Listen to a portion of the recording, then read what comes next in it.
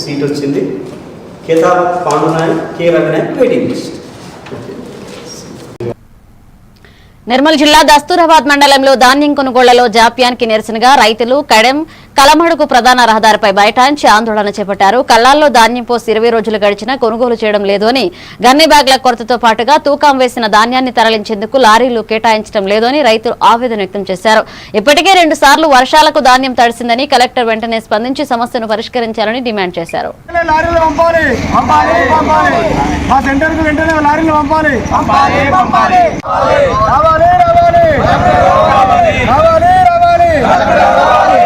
రైతులు ధాన్యాన్ని వెంటనే కొనాలి.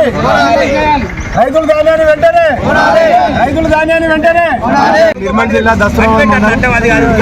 సెంటర్ ఓపెన్ అయ్యి నెల అవుతుంది. సెంటర్ ఓపెన్ అయ్యి నెల అవుతుంది. మరి నెల నుంచి కూడా ఇప్పటి వరకు కనీసం ఒక 10 లారీలు కూడా పోలేవు. రైతులు ఇప్పటికీ 50 లారీల సరిపడే ధాన్యాన్ని అక్కడ కుప్పవచ్చి 3 సార్లు వర్షం వచ్చింది. 3 సార్లు కూడా నానినాయి. మా గూడ సంచులు లేవు కనీసం కూడా.